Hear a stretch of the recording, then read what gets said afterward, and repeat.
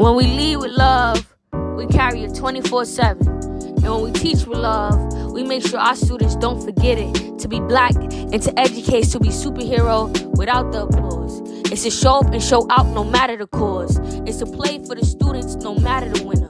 Because when we work arm in arm, the impact is bigger. Welcome to Untenured Podcast, where educators have a space to speak their truth. So tap in and listen to the very voices that mold our youth.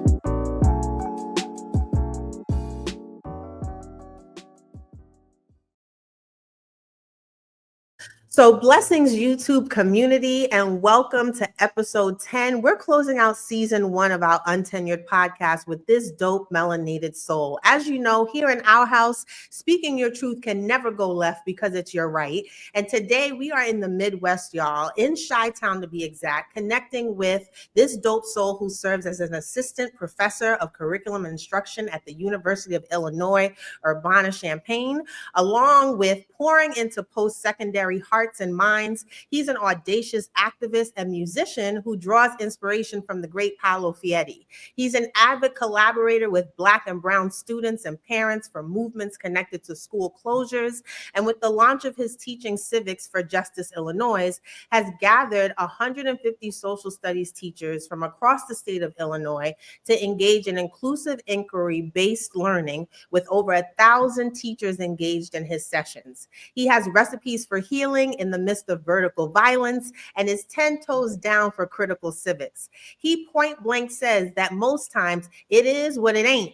Overall, he is leading a movement to develop a new vision for the future of Black education in Chicago. YouTube community, help me welcome Brother Asif Wilson. Thank you so much. I appreciate that. I did that warm welcome. 10 toes, 10 fingers. 10 toes, 10 fingers, all hearts, all eyes, all ears, all mouths. Yeah. So tell us why you chose UNlearn. As those of you who have been watching, we let every guest pick an unword to name their episode. You chose UNlearn. Can you tell us why? Yeah, I think so much of my experiences as a student and much of my early experiences as a teacher. I started my career as a middle school teacher on the west side of Chicago. And I thought that so much of my role as both student and teacher was to learn, just get the stuff that's out there in the world, might be in some books, might be, if you remember them, Encyclopedia Britannica, yes, the set projects on in the library, or elders in my life that had some knowledge. I just thought I was an empty vessel, so to speak. And then other people had knowledge, or knowledge existed out there. I just had to learn it. And I realized, in large part due to some young bloods in a 5th and 6th grade classroom during my first year, that there was so much to unlearn about what I believed to be true about the world, about the ways that the world seemingly just spun. You ever had your grandma tell you something? That's just the way the world is, child. That's just how it is. And actually, I realized that that's not the way the world has to be. And the ways in which people operate in this world have led to some really harmful stuff happening. Yeah. So my role, I felt, as an educator, in large part, was to unlearn those things that I seemingly accepted as truth, that I seemingly accepted as just the way the world is, to really unlearn the sort of conditioning that is part of that world. Yes.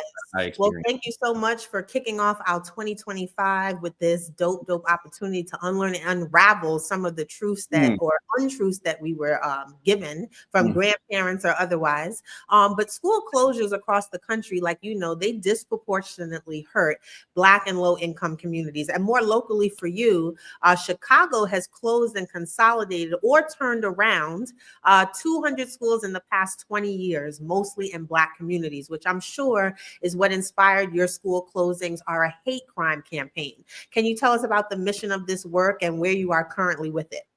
Yeah, so that first school that I taught at 5 years into my teaching career, I opened up a newspaper and found out that the mayor had announced 100 schools were set to be closed at the end of that school year. My school and many others were on there.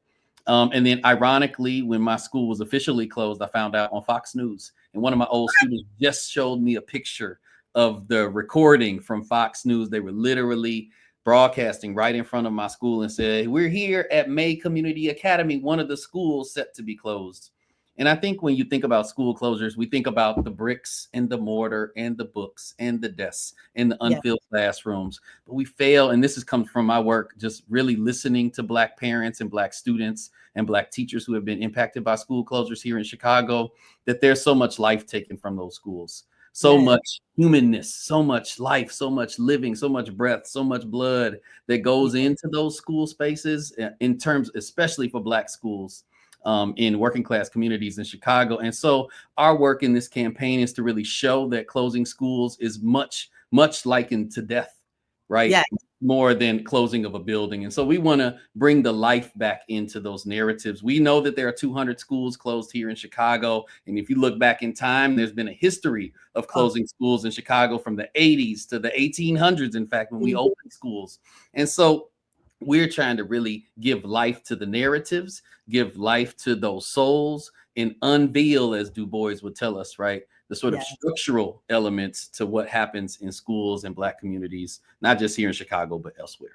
And so how much of that we love first here at Sadie's, and I'm hyped to share that you're actually the first guest that has released a film. I think it's called Let Them Lead.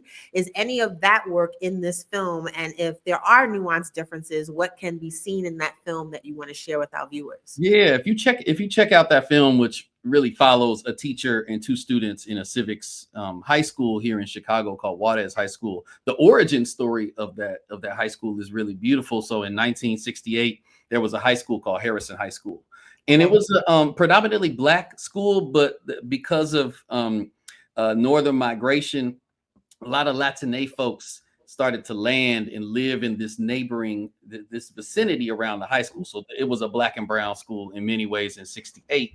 And the Black students, many things were happening to the school. Water everywhere, inadequate facilities, but the curriculum was what the students were really concerned about. And the Black students were saying, we're not learning about ourselves, our history, our culture, who we are.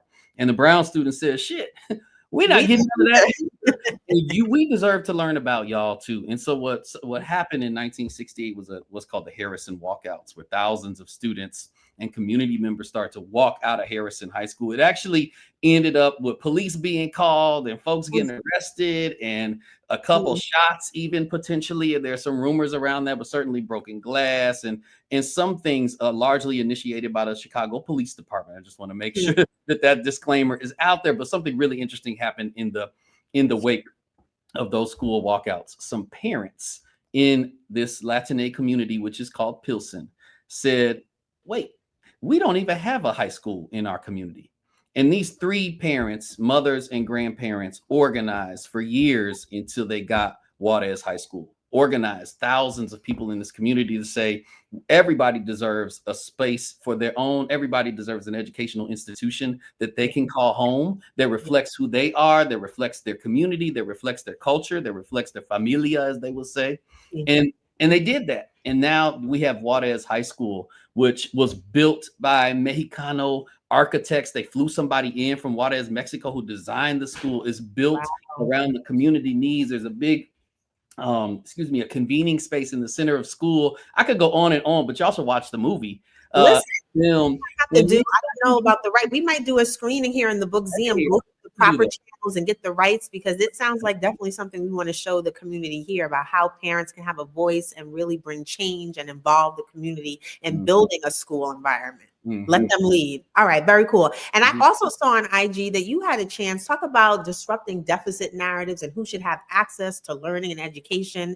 You did some professional learning with teachers on the school prison nexus in an actual prison. Can you talk to us about that experience? Yeah.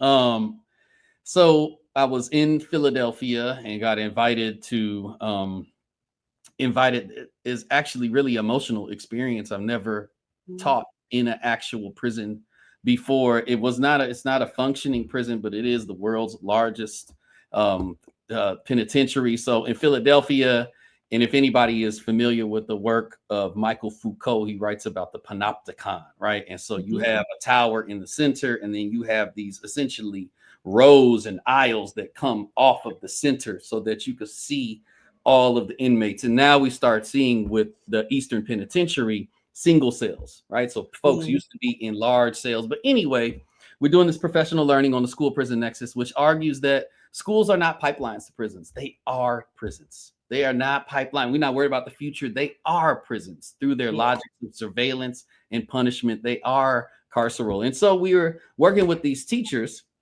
in the professional learning kind of space, and we're in this thing, and it's these bricks and mortars. It looks hella old, right? And that's all I think, is it looks hella old. And then they, at the end of this thing, they say, let's walk around. I want to show y'all around the prison yards. And we go, and we end up getting into one of the corridors. And what I found out was we were actually in the room giving the professional learning where incarcerated folks got to spend 1 hour each day. And this was their airtime. And because I'm looking and I go back to my memories in this room and I say, oh shit, yeah, there's the sealed up door that they would lift to let you out into this very small. So they had broken down the walls. There was probably 4 or 5 areas in this really small room that we were in. And it just let me know that there's so much underneath your eyes, underneath your nose, underneath your ears, if you will, that we seemingly, to my point earlier, we seemingly go by and accept this normal, right? And to be in this space talking about the school prison nexus in a place where people got to spend 1 hour of 24 hours a day to get some fresh air, but was still bound in these bricks and these walls. And the only light actually came from up top. So there were no windows or what have you. So I started to think about my role as an educator. And sure, I want people to understand the school prison nexus. But really, I don't really care if you can say the word or not. It's more about the work that we do to dismantle, to fracture, to abolish these conditions manifest, not just in the Eastern State Penitentiary, but manifest in classrooms, not just in Philly, but in Chicago and other places across the world. Yes. And then so speaking to like dismantling and disrupting, not just those narratives and those conditions, another thing that I saw is that you've done research around Black teachers in white spaces that centers your research around dismantling the anti-blackness present in these teacher education programs. Yeah. And so one of the things that I saw in your research is that you call for people to take up duoethnography as a legitimate and useful approach to qualitative research. Can you explain this? Yes, for myself and also for our guests, like what that means and what's at the heart of it, because I've never heard or seen of that before. Absolutely. So if you're on the line listening, just take a moment, think about a researcher. Okay, so you got the image in your head. More likely than not, that researcher is, unless you have some training or educational experience, you think about a scientist, right? A white lab coat, probably white person who is doing some like experiment. And if you went to K-12 school and you did your science fair, you learned about variables and controls, and that when you do an experiment, you test out a hypothesis, and not everybody or everything gets the test, right? Yes. And you have control what you test against. My research actually, in the form of research that I take up and many other people's, it doesn't do any of that. We're not outside of the research. We're actually position ourselves as both participant and researcher, right? And so many of the things that I engage in are based on who I am as a person and the sort of spaces that I take up in action in community with other people. And so this form of research called duoethnography is essentially rooted in not so much black folks, but Black folks have taken this up because we're natural storytellers. Think about the last time you learned something. It might have been around we just in the holiday season right now. So like lots of stuff happening from the solstice to, if you celebrate Christmas or what have you, to Kwanzaa, are times for us to get together and share our oral traditions in many ways. And so duoethnography says that we have ways of interpreting the world that counts as research just by our experiences in it. And so duoethnography is what we're doing right now, Yaya. We are engaging in a conversation about our lived experience and making sense of it through analytical lenses that we bring into the situation. And that's all duoethnography does we talk about validity, but it validates. It validates us being researchers and participants. It validates our stories. It validates our narratives. It validates our internal analyses without having to go to something else to make sense of the information we're sharing with each other. Well, listen, brother, I know this episode is supposed to be about unlearning, but you just put me on. So I have officially learned. I'm going to stay in the lane that you have prescribed on it, but you just put me on. I'm gonna be rocking that verb going forward and that word going forward. So thank you for putting us on to what that word means and your research. And so as you're talking, I'm like smiling because I'm thinking of what you did share with me, that you're a Paulo Freire fan. And a lot of what you're talking about is resonating with me with one of my favorite quotes of his, that education only does one of three things. It either domesticates, alienates, or liberates. And so we got to do a little Paulo Freire to personalize this pod with you and do a rapid fire where we share some of our favorite quotes and see if you want to just chime in and be like what he said times 3. Or actually, I do want to share a story that might connect to that quote. You ready? Mm-hmm. All right. So the first one is, the educator has the duty of not being neutral. Yes. I mean, I love Freire's work around neutrality. We think that many teachers' jobs is to be the person, like I just described, that scientist outside the situation, that I hear from a lot of social studies teachers. Well, I just want to present both sides. Well, if both sides is genocide and death and pillage and warning, rape, and a devaluation of our offerings and erasure of us, then I'm not with both sides. So Freire reminds us that teaching is a political act, end quote, meaning that teachers take up positions. And when you take up positions in response to authoritarianism, when you take up positions in response to oppression, that liberation becomes that solution. And that is a political act, right? That is a very much grounded act. And that impacts who you are as a pedagogue, right? The way you interact with people. It impacts the curriculum that you engage in or won't engage in. And it certainly impacts the sort of what I call spatial contours, the makeup of your classroom setting, and how the contours of that engage people in what Freire would liken to dialogue, right? A space for us to come together, make sense of our realities, but also analyze our realities to come to some understanding of the world is incomplete in our role towards completing it. Yes. And in some cases, you inadvertently in that neutrality subscribe to the oppressor's mindset. So it's like, come on, let's be real. The neutrality doesn't exist. All right, perfect. Here's another one. The oppressor's tranquility rests on how well people fit the world that the oppressor has created and how little they question it. Trust. Back to my point around why unlearn. We oftentimes exist in a world that conditions us to believe it's supposed to be this way. Yeah. Right? Freire reminds me, I actually have it tattooed on my arm. In this world, we are conditioned but not determined, right? And that's the work of unlearning, understanding those conditions and how they impact us, how they harm us, how they benefit some other folks, how they create the world as it is, but understanding those conditions are not finite. They're not here forever, and we don't have to be determined by those conditions. Yes. Absolutely. All right, here's another one. True solidarity is found only in the plenitude of this act of love and in its existentiality in its praxis. So Freire, who was patriarchal, I name that, and I really encourage readers to pick up other folks' work like Bell Hooks or Antonia Dardere, who are taking Freire and bringing in new analytical lenses, particularly to gender and sexuality to that. But Freire rooted a lot of his work on love from this cat named Erich Fromm, who was a huge homophobe, ironically talked about love, but Erich Fromm wrote this book called The Art of Loving. And if you read Pedagogy of the Oppressed, Freire often cites Fromm. And Fromm says, I'm generalizing here, that love is not this thing between two people, this sexual tension or desire between two people. Love is a political grounding that unites people towards some aspect of liberation and justice. And so in that sense, love is not this like the first time you held somebody's hand, first kiss, no, it's not that. And maybe you get that when we engage in the movement work. But love is something that grounds us to believe in a different sort of future. Love is what got us on this call today. Love is what brings your listeners in, because we believe in a future different than the one current, right? And that's what's going to keep us sustained. But that's also what's going to give us the visions of the world we want to live in so we can build that world.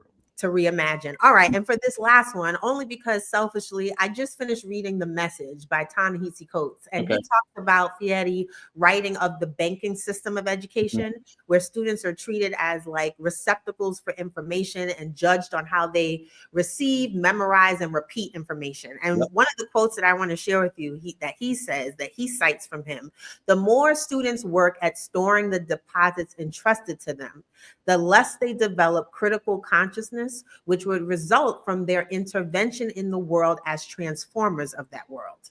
What say you to that? Yeah, Freire talked about this thing called epistemological curiosity. When you read Freire, you need to just read like a sentence at a time, put it down, get a dictionary, go back to it. Yeah, so I'm just bringing up the harms I experienced try to navigate Freire to some degree. But Freire talked about this thing called epistemological curiosity as somewhat the recipe of teaching, right? That's our role as teachers, to get people, and Freire talked about adults too, right? Young people and people in general, to be epistemologically,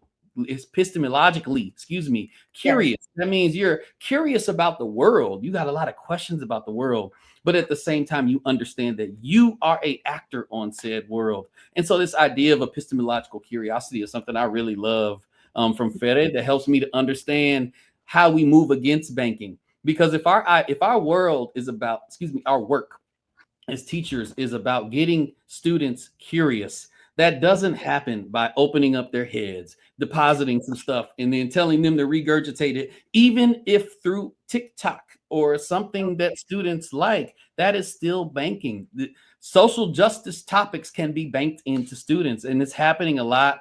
I find up as we approach February, it's oftentimes perceived as young people don't know nothing about Black history or her story or their story or our story. And we got to fill them up with all these oftentimes hella archaic knowledges that they seemingly don't know. And we do the same things over and over and over again. And the students will be like, student asked me this, I'm just going back to this. Do we have to do the same Martin Luther King Black history thing every year, Mr. Wilson? And I think what we have to understand is that people have so much to offer the world. I'm getting ready to have a child in April. Yes, congrats. When that baby is born, the first thing it will do is ask questions about the world.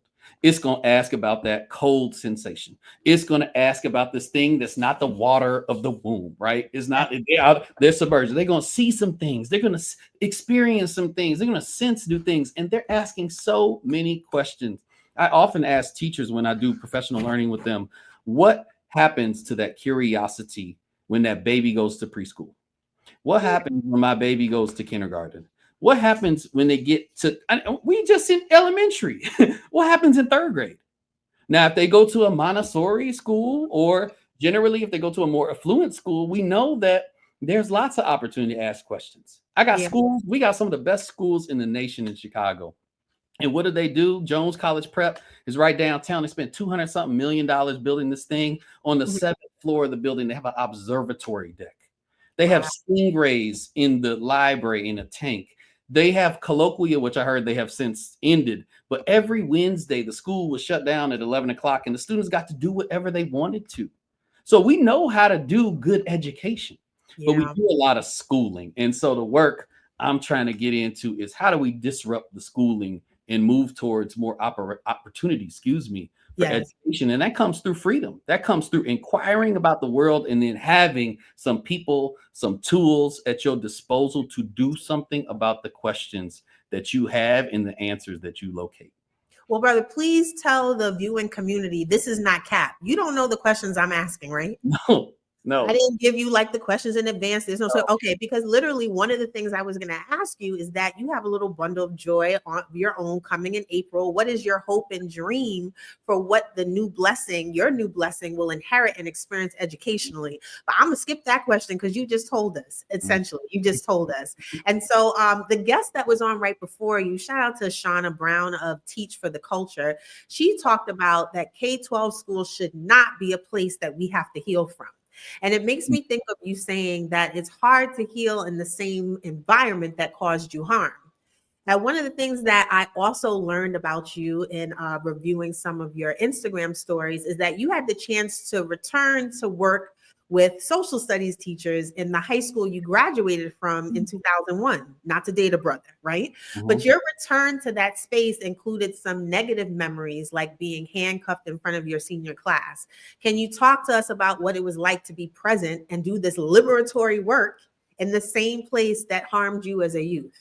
Yeah. The high school I went to, when I went to the high school in 2001, I graduated, it was probably 85% white. It was a majority white school. Now, HF, Homewood Flossmoor, is majority black school. It's still a affluent middle class, affluent school. They have all the stuff. They got a beautiful the frills, the building.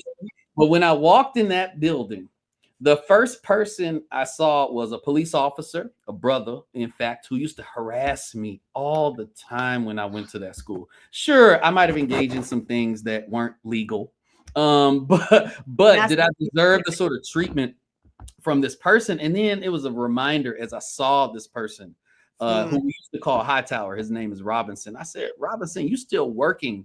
It was an interesting reminder because his response was, I don't make enough in retirement to be able to live. And I was like, damn, even you are somewhat human, even though I don't really mess with you like that. But anyway, so I go into this classroom and it's all mostly white teachers. There's a few teachers of color.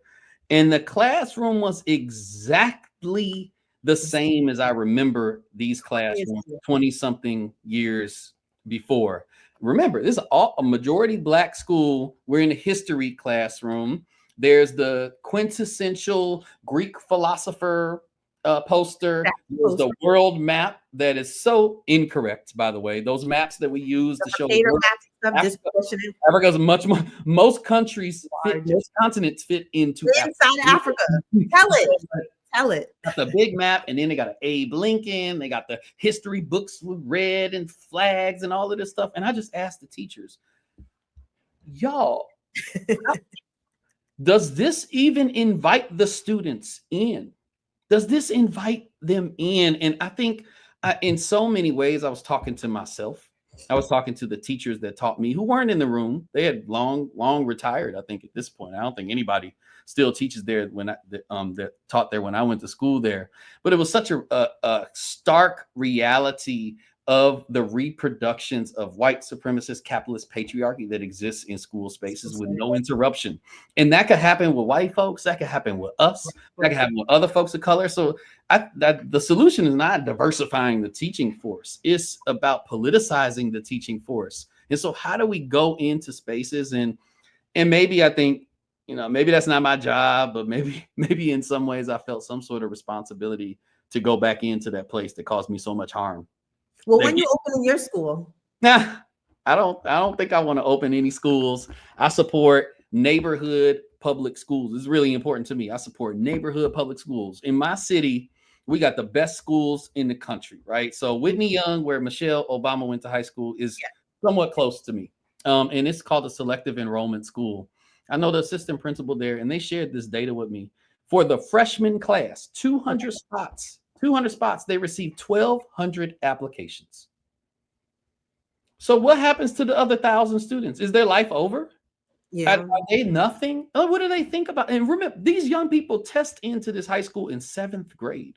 Yeah. So at 7th grade, we teach young people who you're supposed to be and who you're not supposed to be, what you can be and what you can't be. So this whole notion of you could be anything you want in the world ain't true, because when you don't even get into the high school, you dream about getting into, because that's the only school that's the top one to get you into the top thing in the top career. And Michelle Obama and all this stuff is swirling around our students. And what if, yes, we should have a Whitney Young, but what if every neighborhood had a Whitney Young? What if every community had an elementary school publicly funded and a high school publicly funded that was beautiful, that gave our students a sense of themselves and their community, and a space to ask a lot of questions, a space to learn a bunch of stuff, a space to grow and engage in the world and transform it? That's what I want in every community. And so I don't think the solution is for me to open up my school. Right, because we're all that could be the flagship, and then we could do the thing in every neighborhood, which is an exponential growth of the Wilson way. Here we go. And maybe I'm maybe I'm silly with this, but I think I have some hope for public education. I have some hope. Chicago is a mecca for Black education. I mean, like the first 2 Black high schools here in Chicago, and that's my work in one of those papers that you raised, Return to the Sources. I really went back to DuSable High School and Phillips High School, the 2 first Black high schools in Chicago, which had folks from both waves of the migration. Okay. Important to know. And it had working class folks that were just coming during the second wave. And then you had kind of like a middle class Black folks who had gained advantage of some economic opportunity here. And they all went to school together and they did beautiful, beautiful things. DuSable Museum, which was started by Margaret Burroughs, was started at DuSable High School in a hallway. There was there's these things called talent shows that are huge in Chicago Black schools, started at DuSable High School by Captain Walter H. Diet, who put on this hijinks festival that would attract artists from all over the world to listen to high school students, right? And so I think that some of this is what gives me hope, is knowing that Black folks in particular have transformed these very oppressive places, and they had to fight tooth and nail, they had to organize, they had to, we had to stop eating, we know power sees nothing without a demand. But I think there is something in looking back to the past of what has been here to give me some hope and aspiration for what might come in the future. Well, I don't know. I might have to have a family meeting because we're here in New York. Like, maybe we need to be moving to Chicago. I don't know. Conversation. We'll have that conversation online. All right. We're going to switch gears a little bit. I have some rapid fire questions that I call time for 10. And it's not to abandon a lot of what your passion and your work is, but to get us to kind of make some analogies to some other fields. For instance, if you had to name an artist whose swag matches your educational vibe, who would it be? And you're allowed to do combinations like, I'm a little bit Masego mixed with Sir with a little Kendrick, add a dash of this. Like, whose vibe in the music world is matching your educational vibe? Oh man, that's hard. That's a really hard one to. Okay, Sophie, I stumped the brother. I am kind of stumped. All right. I think I'm more. I was a keyboard player. Right. And so I'm always in the back, so I'm not focused on the front line folks. But I think it could be a little Miles with a little. I think I will go back, to like a little bit of Sly in the Family Stone with something a little more like jazz club as well. Yes. It might be like it might be something on something you would wear playing a 10-foot grand piano at a smoky jazz club with, of course, a pair of sneakers. So listen, you got to have the fresh kicks. All right, so we doing smoky jazz club vibes, Sly and the Family Stone. I love that. We're bringing some vintage folks into the conversation. Yeah. Would you say that one of your hype songs comes from that same vibe? So I love to ask anyone on this platform, like, you waking up, you dragging a little, but you ready to get to work, but you just need that extra oomph. What are you bumping in your car or in your head to get you hype for whatever work you're about to step into for the day?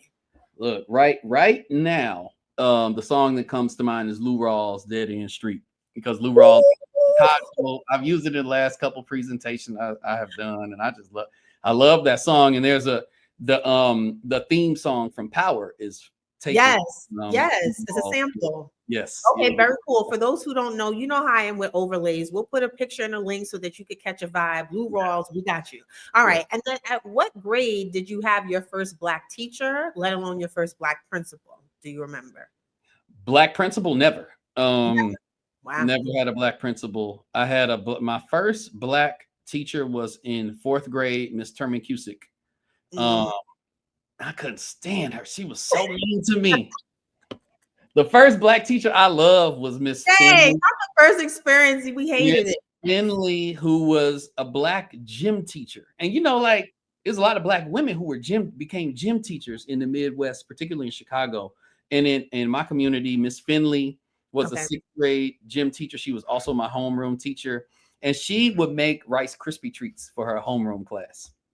And Miss Finley did this thing with me, and I realized what she was doing now. She would tell me, Asif, I need you to call me tonight to remind me to make the rice. Okay. You think she needed a reminder? No. Absolutely not. She would just wanted to build some sort of relationship with me. And that relationship, I still remember her name. I still remember her face. I met somebody who worked there and I asked about her. She just retired a couple years ago. And Miss Finley was the illumination of love embodied and a resistance to anti-blackness embodied in a gym teacher. She would not only pick up the phone when hey, Miss Finley, don't forget to make the right decision. She, okay, child, bye, see you tomorrow. I live right across the street from the school. So she would come early and she had this little 2-seater sedan sports car. She would hop out and put a Rice Krispie treat in my mailbox and then give me. They don't make them like that. Now look, wrapped with a little parchment paper. And I think that's that sort of love that I think I was referring to earlier. Someone who shows up for you, but also who understands all the power you have. And I don't think I ever got that in a teacher up to that point. Is like who recognized all that I had to offer the world and was giving me some space to reflect on all that I had to offer. Miss Finley never said that to me. She never said, child, you got so much to offer the world. She just gave me space to understand that. To unlearn all the things that I had learned in school up to that point and in my life up to that point, and understand that I was something much more beautiful, much more powerful, much more inquisitive and aspirational, somebody who could do something one day. And, I hope Miss Finley can hear this so she could hear that. Listen, I'm gonna wave my wand. I don't have much power, but I hope the Miss Finleys, if not Miss Finley herself of the world, can hear that. The power of an experience to create an implicit memory that lasts with you a lifetime. Makes me think of that Maya Angelou quote. People say things and you forget it, but you never forget how people make you feel. And so shout out to the love being in the details of small moments like that. Because Lord, she did not need no reminder from you. But now we know what she was really doing. Yes. And so what do you think has been an unspoken truth in your experience as an educator of color? Like if you had to tell someone going through pre-service right now or an aspiring educator, don't believe the hype. Like how would you finish that sentence? I think that being a Black teacher is a beautiful thing, right? And can bring about so much if we listen to the people we're in charge of educating, quote unquote, in charge of educating. And I think the truth behind that is pause, reflect, sit your ass down and let them lead, right? I think that's the truth in that, and respond, do something about it. Don't just listen and say, oh, that really sucks. Or, oh, that's, what we do now is, oh my God, that's so terrible. What do you need? Let me take care of all the stuff that you need to be well. That's not what this work is about. This work is about creating space to share, and in sharing, understanding all the work ahead of us, and then using our classrooms as a space to do that work. It ain't easy, it's challenging, and there's a whole bunch of contours that's gonna burn you out and challenge you, but the work that happens with young people in schools is what will sustain you and give you life. Amen. And ashe to that. And so along those lines, teacher prep programs, right? Let's say they get remixed and they call you in to reimagine them. What are some requirements that you're adding to undo a lot of what your research has revealed? And it could be from a text to an experience they have to have before they enter the classroom. What might you throw into some teacher prep programs? Yeah, I'm getting rid of all those tests that are paper and pencil that inadvertently harm, and maybe on purpose, they exclude Black folks, they exclude older folks from getting into the teaching profession. And what I do know is that the parents I organize with are the best teachers. They ain't got no teaching degree. Some of them don't even got a high school diploma. They are the best teachers because they show up out of love. They got a political analysis. They live in the communities in which they want to serve.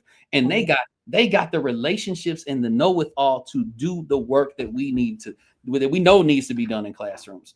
But those folks don't have no access to become a teacher. So I would get rid of all these colleges of education that pride themselves on their U.S. News and World Report rankings, and get us into how many relationships you got in community, how many Black and brown folks, how many parents you bringing into this program.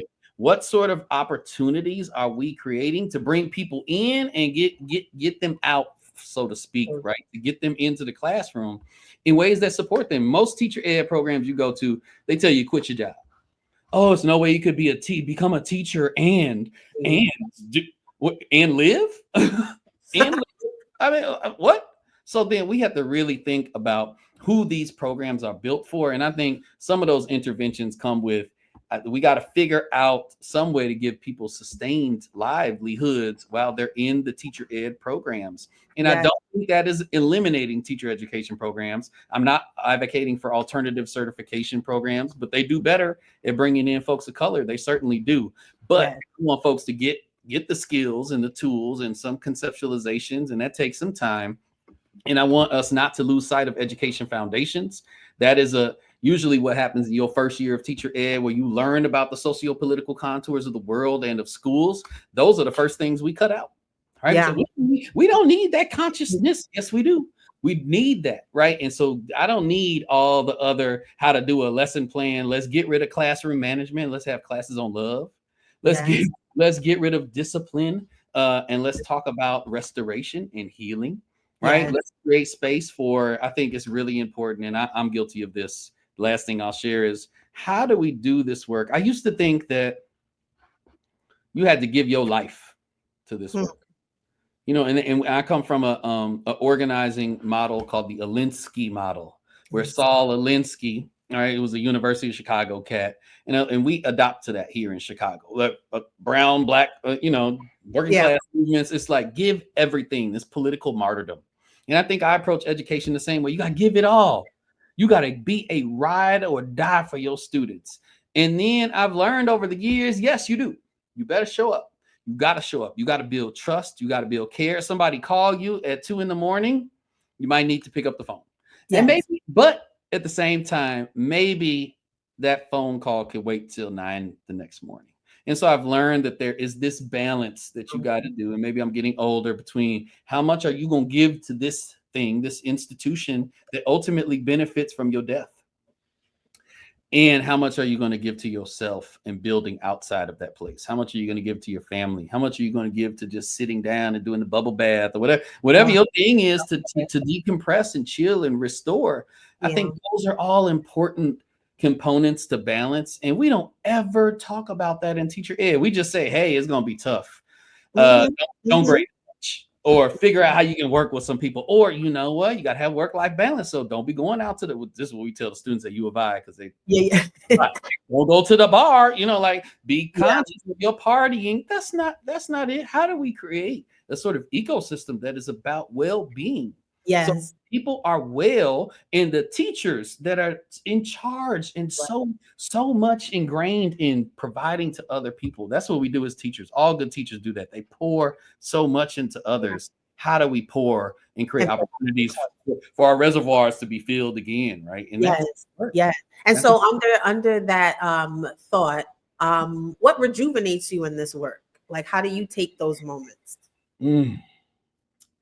Right now, and this is not the right answer. There's no such thing. I feel even more urgency knowing that I am bringing a human being that that is so connected to me, right? I got children out there, right? Thousands of children who I am so have that bond with, that paternal bond with. But my child is getting ready to come. The first child that I'm birthing, and my wife, sorry. Yes. Yeah. So like, I think that's giving me motivation. I think also some of the other things that give me motivation are the spaces I've seen emerge that are not so school related, that are just about like, let's slow down, let's build community. We don't have to do the 1,000 membership based thing. Let's build with 10 people. Let's build some people on this block. And I think that gives us some time to slow down and recharge. And I think my partner, who's a preschool teacher and a kindergarten teacher in Chicago Public Schools, helps me to understand the importance of family, of slowing down, of cutting it off at a point. And I'm learning in that process. So I think beaches are great, but I read some the other day that If you go on vacation and come back to the same conditions that were burning you out, you've done nothing to alleviate the burnout. And so I'm trying to be more mindful in my life of having some contours around the things that I do, and learning. I'm still very bad at it, but learning to say no or a yes, but under some particular conditions that are good for me, because the world operates by your extraction and your exclusion, right? Yeah. That is often how we operate. And so I think I'm down to share knowledge and build, but under particular conditions that are good for my well-being. It's important. Yes, because preserving your well-being essentially is creating the infinity loop back to the work that you're already about in your best version. All right, so then finish this sentence in the spirit of your beautiful wife carrying your firstborn coming in April 2025. If we'd listened to Black women yesterday, I love that you have that sentence. If we only listened to Black women yesterday, how would you finish that sentence today? Shit would be a lot better. Well, shit would be a lot better. Just shit in general. We don't need to just all around, just period. All right. So thank you for that, because I thought that would be a nice segue to bring up that because I saw that you had that also on your IG. All right. So we're going to hit our first micro segment called Deuces. And you know how this works. I'm going to present this brother with 3 all harmful realities, either that he's experienced, heard of, possibly researched about. He's going to decide which one he's going to chuck the deuces up to because he believes it's doing the most harm. No right, no wrong, all harmful, but which one got to go ASAP? We ready? All right, here we go. The first one. All the Black staff are only security, custodial, and cafeteria employees. All the Black staff are skin folk, but not kinfolk. Or all the Black teachers teach remedial or non-advanced courses only. Which one got to go? Ooh, the all Black folks ain't kinfolk. I think I've hit this entire episode is consciousness is not the same, and we all don't understand the world through the systems, the systematic enclosure of life, the systems in the world that harm us.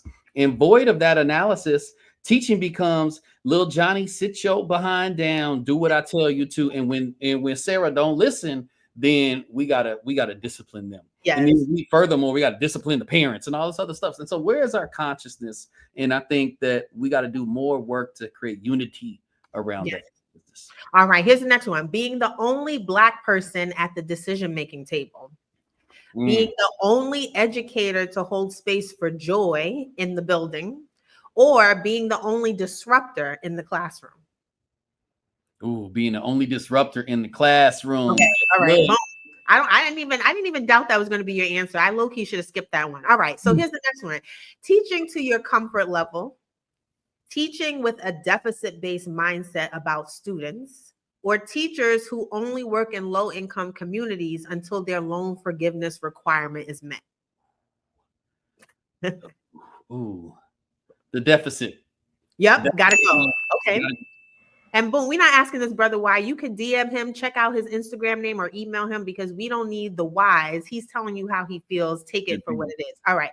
Teachers who promote Black history but crush Black futures. Teachers who teach Black and brown students but are not willing to learn from Black and brown students. Or teachers who celebrate compliance but won't cultivate genius. Those are the same thing for me. Is let the children, let the young blood, let the people, let the students lead and respond to what they share with us. All right, all the above. Fine, you can break no rules. Okay, here we go. Whitewash curriculum, white savior mentality, or white fragility.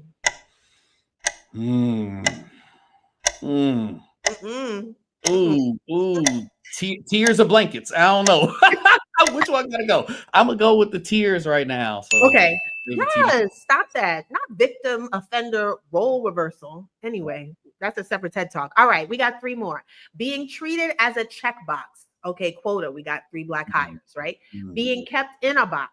Those cultural confines, like you bet not teach this and skip that and be neutral. Or being boxed out of opportunities for professional growth. So treated as a check box, being kept in a box, or boxed out of opportunities for growth. kept in the box. Okay, boom, because the rest will take care of itself. All right, last two. Schools with dope initiatives, but toxic school culture.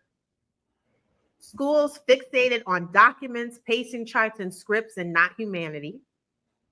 Or schools that promote having school pride while robbing students of learning about their histories or knowledge of self.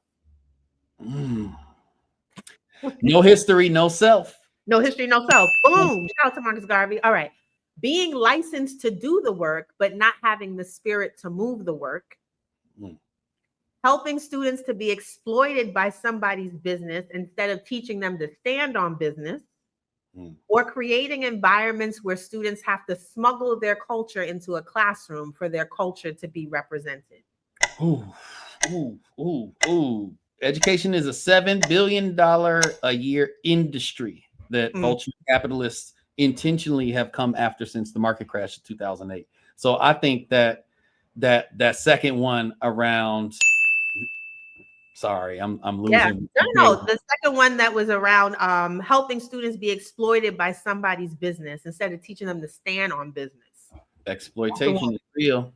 That's the one. Here we go. All right. So then our next shout out to Surviving the Deuces. You made it through that micro segment. Our next one's called Oh Hell No. And again, we love first here at Sadie's. This is episode 10. And brother, you gave us a response that we love. And it made us chuckle when we read it because he just gave us the blanket statement of cats and white supremacy. I was like, oh, I can't wait to chop it up with this brother. What's he going to say? So what's your oh hell no comment about that statement?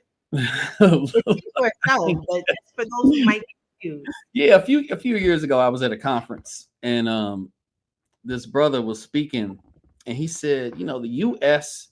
is not it was a research conference. The U.S. is not a research-based society. Tell me last time you heard somebody make a decision based on some research.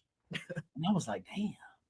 And then he said, we're a values-based society, right? And those values are mediated and reproduced by the forms of communication we engage in. So if we not eat dinner together at the crib, if we not all gather around one TV or what have you, then we're getting things right. And one thing I heard when we planned this were they're eating the cats, they're eating the dogs, all as a veil for white supremacy reproduce. Ain't nobody eating no dogs and no cats. And yo, monstrous white supremacist imperial narratives are seeping through the airwaves on YouTube channels. You know, when Donald Trump said that they're eating the cats and the dogs, he travels with a huge team of social media influencers. And all they do is put the stuff that he is sharing, the lies and misinformation he is sharing, into the world as if it is truth. And those truths, those half-truths, those falsehoods have seeped into our values so much that we believe what people say more than what we experience in the world. And so this oh hell no, cats and white supremacy, it's not just cat, it's more than eating cats and dogs. It's just supremacy. And so let's build our consciousness around that. And so emphatic, all caps, bold, and triple exclamation points. Oh, hell nah to what this brother just said around cats and white supremacy. You mentioned like the falsehoods. I want to ask you something I didn't have planned.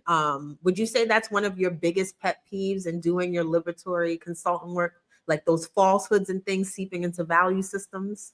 Or is it totally something else? Well, I think here in the Midwest, we got the Midwest nice, right? And I think it's probably my power as a professor and, you know, a person. People who are coming into space with me know generally who I am. I haven't reached the point where I have a lot of trolls and stuff like that necessarily. And so I think the people I'm in community with are secretive, right? And when they're in public space, they are all lives matter, multiple perspectives. Yes, we need to engage in this work, but the proof lies in the pudding, and the pudding is what you're doing with these young people in school spaces. And so I think we've gotten much better as a society to use the right vocabulary, or to move back when we're taking up too much space, or to understand that when what you know, like you put up your decorations in your house, you know, people are doing that with movements now. So which sign goes up at what particular month, and which flag you hang outside your flagpole, it's much more Much more than that. Much more than that. And then another question I wanted to ask you that I just remembered I asked episode 3 and 7, which was Undeterred and Unbroken. If you had to create a Mount Rushmore, forgive the reference because it's not the most culturally responsive one, but for our viewers, you know what Mount Rushmore is and represents. But if we had to create a Mount Rushmore for liberatory activists or people who you think should be in the top 5 for liberation for Black and brown people, who's getting carved into that stone? Oh, shit. KRS-One. Oh, Boogie Down Productions. Okay. Hey, all day. All day. Bell Hooks. Come on. Ooh. February, we do a book club around All About W.E.B. Du Bois. And in the background, all of his grad students that were Black women that did all the work. So like in the background, Du Bois and his people, and then my grandmother Edna Estelle Wilson, who taught me everything I know about freedom and taught me everything I know about what it means to be Black in an anti-Black world. And I love that. Shout out to grandmothers. I don't know if you know, but our Bookseum, Sadie's, is named after my grandmother for similar reasons. And so grandmothers are, they're the cornerstone of Black families, and all that you're doing to keep her legacy going is more than powerful. It's ancestral, it's divine, it's serendipity. And so you're so dope for bringing her into this conversation and space. All right, let me stay on script a little bit. So our last micro segment is called They Say, You Say. And so often in these spaces, although you've heard this brother drop expletives, but we don't care about it because this is a safe space. You say it how you want. But we know that when we're out in the world, there's this filter, this code switch that has to come up. I want you to abandon that as much as you can right now and say the first thing that comes to mind. Expletives allowed. This channel is for grown folks. We're not going to apologize. It is what it is. You ready? Indeed. So they say, oh, you're just an angry Black man. You say, don't you filter and exhale. I say 400 plus receipts. Hello. I had to chisel my cheekbone for that one. All right. So they say building disruptive educators and focusing on anti-Blackness, that actually is going to create discord and division in schools. It's going to have the opposite effect. You say anti-Blackness has created contours that treat us as inhuman. They say color doesn't matter. It's about consciousness. There are Black people with white supremacist thinking too. You say, go talk to some Black women. They say restorative work can't be done with all kids. Like we heard a little bit about your background and how you turned it around and whatever. Like in some settings and with some kids, they're just beyond repair. You say, ask those shorties. What? You are mic dropping on this mic drop. All right. They say you talk about listening to kids and let them lead the way and learn. And at times, maybe even apologizing to them. But that will give them the upper hand. Ain't nobody got time for that. You say. That's prison-like. I'm about building space where everybody has authority and no one has authoritarianism. Down with the penitentiary pedagogy. All right, here we go. They say, just like Baldwin, we think Fieri, his work should be banned from conversations in education, especially K-12 curriculum. You say?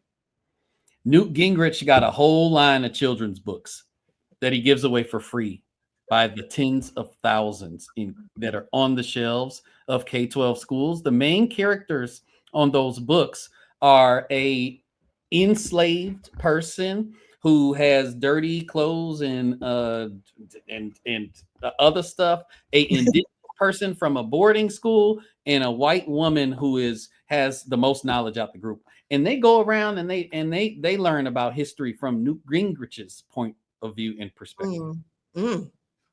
And just period. All right. And so I know you touched on this, but there are still some people who are probably going to push back and say education should be neutral. It's not an educator's place to take a side or promote a side. Our job is to help them learn how to critically think. You say. The late Desmond Tutu reminded us, if you are neutral in situations of oppression, you side with the oppressor. Point blank and period. Point blank and period. And so we want to thank you again for, responding to a DM, sharing with us your dope work. We're really going to look into a screening of your Let Them Lead film here. Of course, we'll be following you in a small and very humble way. Anything we could do to promote, uplift, elevate your work all the way from over here in New York. You have a ally, a co-conspirator in the work that you're doing. And it makes me think of another one of my favorite quotes, that moments are birthed from movements, and movements are what sustain the moment, right? And so education doesn't change the world, education changes people, and that is what you are all about. And so I thank you so much for being a world changer, for rocking the boat in Chicago, for staying 10 toes down, for bringing new life into the world that will exponentially grow more beautiful souls like yourself into the field and the world to transform it. And thank you again so much for being on this Untenured Pod. Thank you. And give your best to your wife. Make sure she has lots of belly rubs and things. And we just appreciate you for helping us close out season 1 of Untenured, where speaking your truth can never go left because it's your right. Indeed. Peace.